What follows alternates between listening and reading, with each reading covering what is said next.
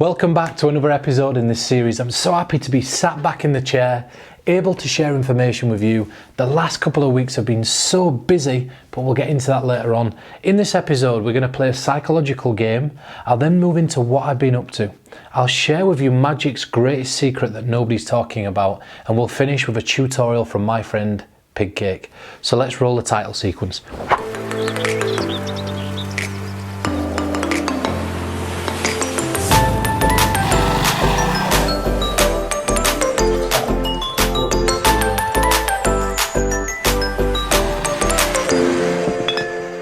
So now we're back from the title sequence, let's get into the psychological game. If you want to play, it's the same as always. If you're sat down, sit with your feet flat on the floor. If you're stood up, ignore everything else around you and just listen to the sound of my voice. This experiment or this game is going to be more ambitious than the usual experiments and games that we play on this channel. It's going to require you to listen carefully and try to remember the next list that I say out loud. Get ready for it. It could be places, insects, times, names, numbers, letters, or brands. What I want you to do is just call one of those things out for me. Did you do that? Now I obviously don't know which one you just called out. If you called out places, I want you to think of the first place that pops into your head. If you called out insects, think of the first creepy crawly that pops into your head. If you went for times, think of a random time. If you went for names, think of a random name. If you went for letters, think of a random letter. And if you went for brands, think of a random brand like Adidas or Nike or Nestle. So you should all just be thinking of one random thing from the one category that you selected. I'll tell you what it is that I tried to transmit into your head. If you thought of an insect, you're doing great. If you thought of a spider, you did exceptional. Let me know how you got in the comments, and if you're not subscribed to the channel, click subscribe so that you can keep up to date on when I release these videos. So on to what I've been up to over the last couple of weeks. As I said, it's been a busy couple of weeks.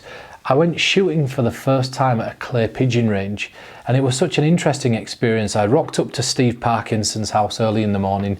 Steve jumped into the car and we drove for about an hour to a place called Glossop.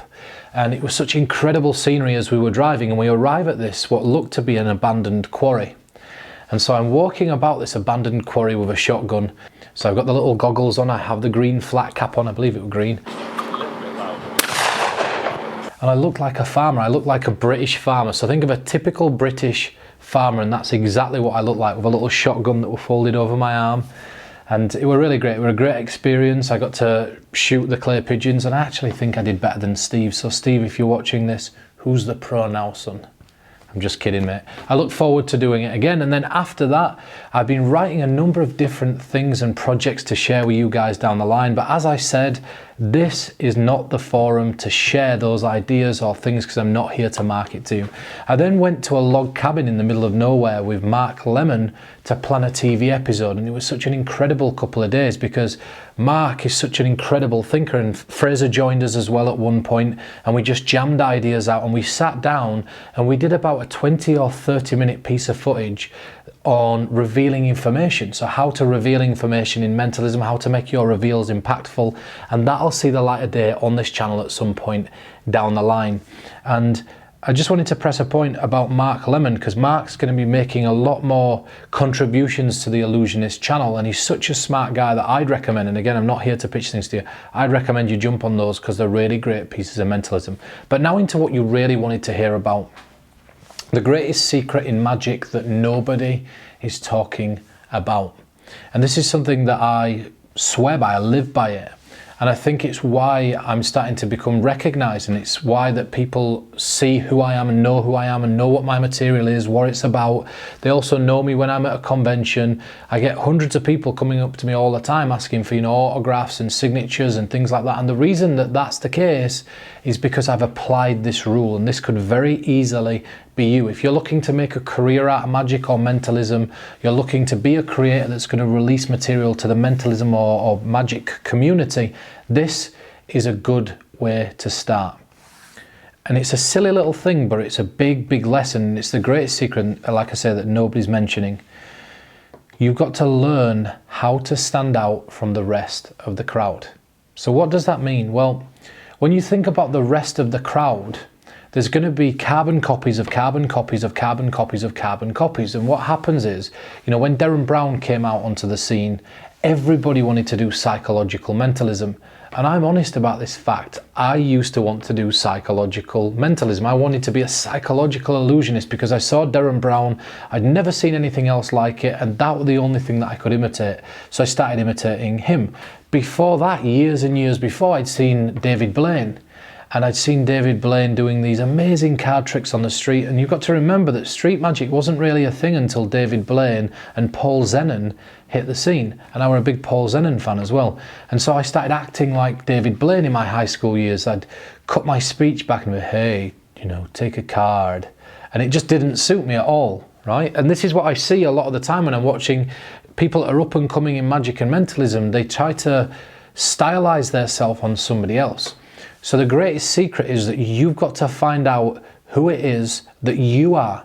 And that sounds like a really difficult thing to do, but it's really easy. And I saw one of these memes or memes or funny posts on the internet recently that really struck a chord with me. It really hit home. And it said, you don't have to be the best at scripting mentalism and magic. And then there were a picture of Teller from Penn and Teller. You know, he defies that rule. And it's amazing how he manages to do that. You know, you don't have to have interesting dialogue and stories. And then there were a picture of David Blaine, and David Blaine managed to somehow defeat this ideology that you needed to have all this incredible storytelling ability. And that's not to say David Blaine can't tell great stories, because, you know, I'm 100% sure that he can. But then it said you don't have to look cool. And then there were Derren Brown in his long coat with his little walking stick from one of these episodes. And basically all the things that we get told that we need to do, these people are the defiances of the rule. And that's what you need to be. You need to be the defiance of the rule. In order for you to succeed and in order for you to get notoriety, you have to take your weaknesses. So if your weaknesses are that you are shy, well then you need to make that part of your gambit, part of your gimmick. For example, you know, if you are really shy and you can't talk to people, or you can talk, but it's, you know, present yourself as the shy guy who does magic and your props are as shy as you are. So if it's a sponge ball, for example, it's just peeking out and then it hides over the top. You know, the coin, I can't remember what the name of the gimmick is on the thumb. I'm not really into this type of stuff, but it's a gimmick that goes on a thumb and it steals a coin. You know, like things like that would fit into that persona of somebody who's shy and make it a strength. So you take your weaknesses and you make it a strength, and you defy the rules of what people say you need to be in order to be recognized and in order to be good. Right? And what you'll start doing is realizing that your weaknesses become strengths and your strengths are already strengths, so that it's a win-win. And slowly but surely you start to carve your own path out. Now you might be wondering, what is it that I did to carve my own path out? Well, I sort of cheated a little bit, and I'll tell you what the cheat was, the hack. I looked at the things that people deemed impossible and I aimed to be able to do those things. That were always my gambit, were always my thing. So for example, if it was said that David Burglass did the any card at any number in a certain way, then I'd find a way to be able to do that live. Now the method for it were absolutely ridiculous, but if you watch my first Penguin lecture, that fits all the specifications of the original Burglass effect, bar I did it on one participant instead of two, but that really doesn't make a difference. In fact, I did do it on two. So no, it hit every single one of the specifications. Now, I learned a way to do that. Nobody were doing Propolis pin code divinations. They didn't exist. So I invented Propolis pin code divinations, or ways to do it. And then all of a sudden now there's hundreds of them, right?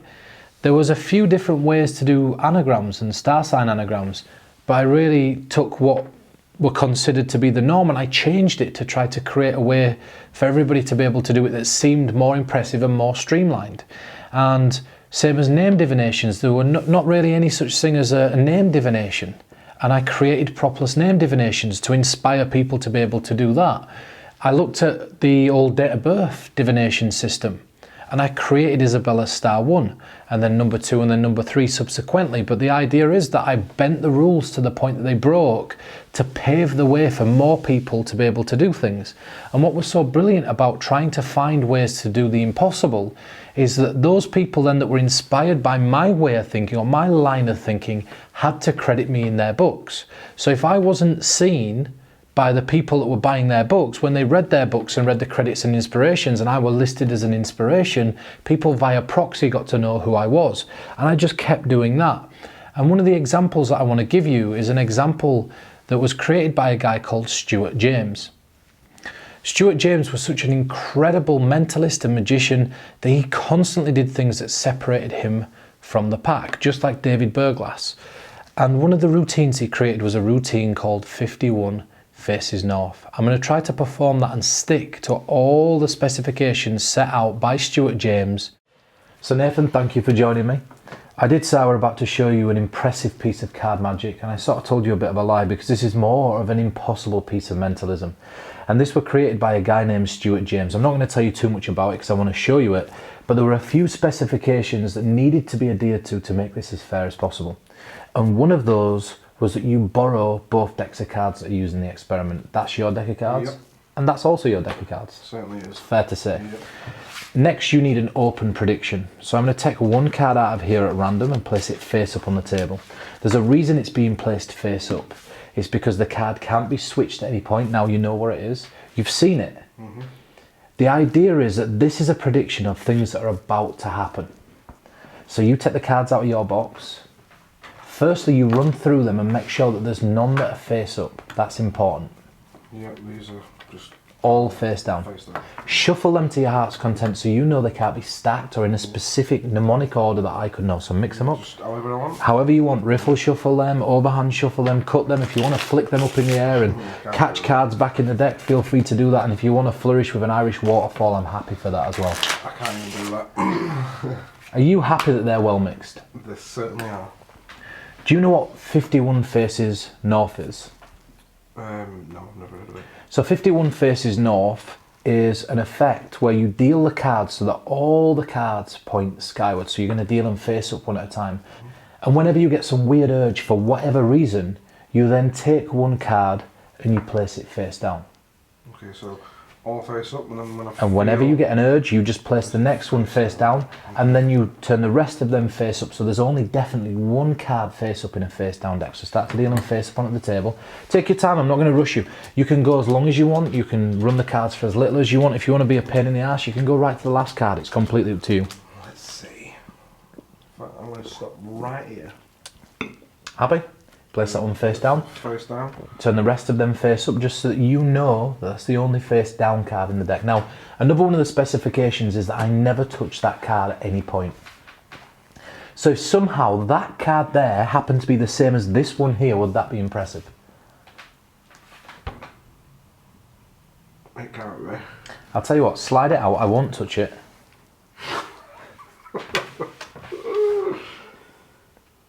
Don't look at it. What I want you to do is I want you to show it to everybody at home first so they can see it. Like this?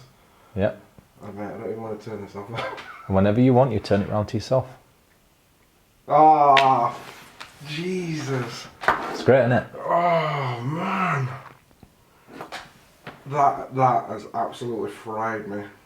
That's the mystery of the open prediction. I still don't know how it works either. Do you know what? Even throughout it, I'm thinking, right, there's got to be a point here where he's going to have to touch them or try and switch something. Wow.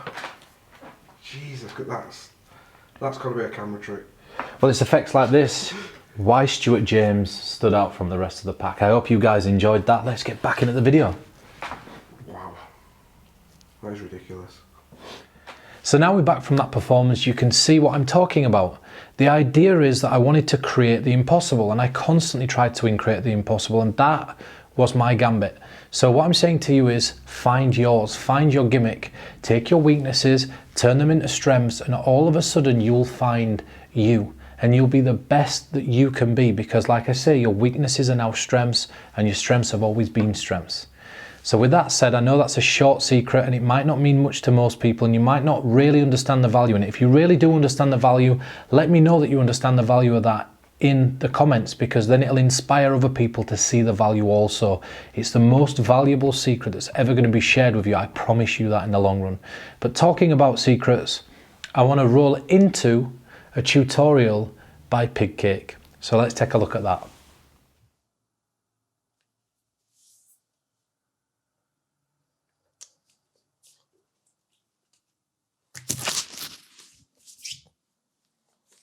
Hey there, PIGCAKE here.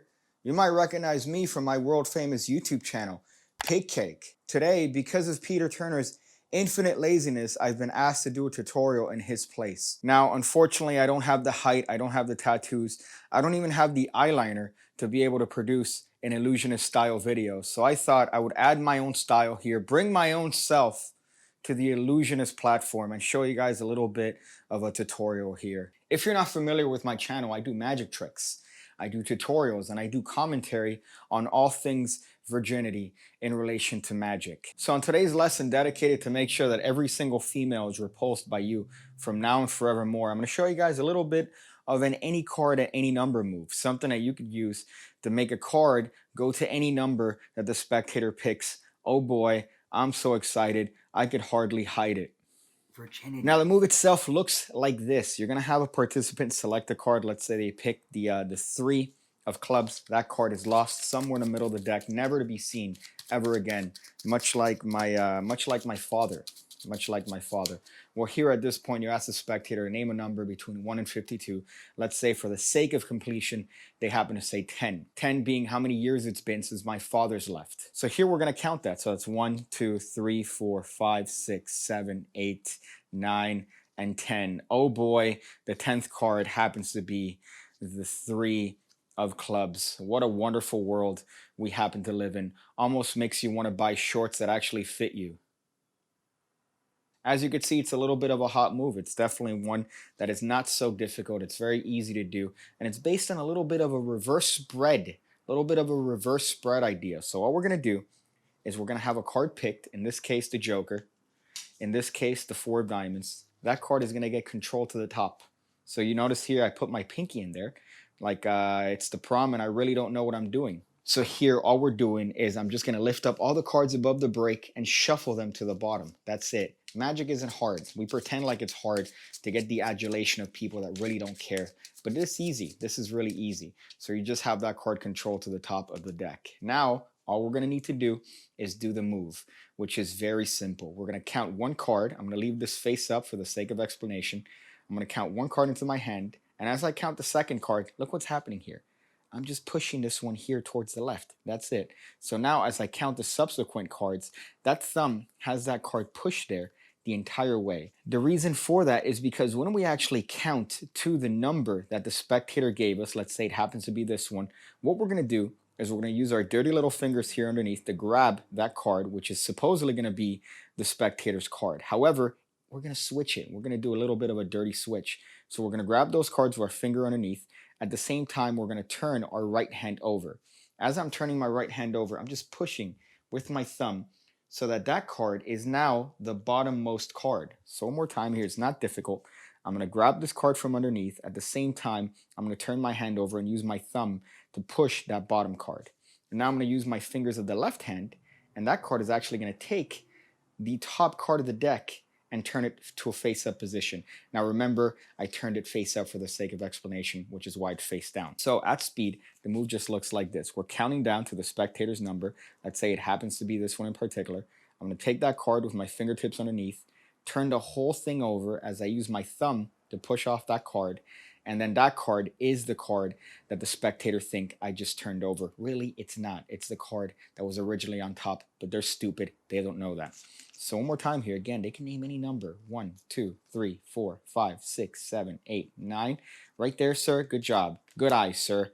Good eye. You managed to nail your card. You are a hero. And what I love about this particular switch is that you could do it slowly. You don't have to do it fast, all right? Slow down. Don't you remember Ninja 2? Brad said to slow down. That's what we should be doing here. We're slowing the move down. It's a move that you could do very slowly. Look at this. This is as slow as you could possibly do the move. And it still looks like that's the exact card that was at the position that the spectator named. Look at you there. You thought this was going to be hard. You thought this was going to be impossible. But it was possible through the power and strength of your own virginity. I'd like to take this opportunity to thank Ellusionist. Thank you for giving me the opportunity to show a little bit of myself on your platform. I've been a fan for quite a long time, ever since the eyeliner days, the Ninja 1 days, the Street Magic series where you hired those questionable females to say you too can be a street magician. But apart from that, make sure to check out my channel, PIGCAKE. YouTube.com/PIGCAKE for more of this style. Some of you guys might hate it. Some of you guys might like it. Honestly, I don't care. We're doing magic tricks. It's fake. Your job is a farce. Hope to see you soon. I'm going to go figure out different ways to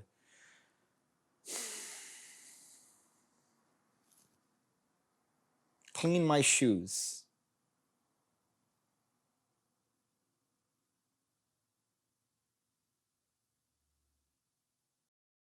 So now we're back from that incredible tutorial. How great is that little variant of ACAN?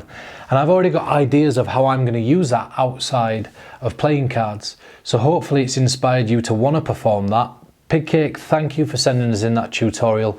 If you're not subscribed to PIGCAKE's channel, his name's going to come up on the screen now. I'll also put his name in the description below. And if you want to follow his channel so you can keep up to date with the tutorials that he shares or his style, I'd highly recommend that. I hope you understand the power of what it is that I've shared today, and later down the line I'll be sharing a lot more that'll be less philosophical. So until next time guys, see you soon.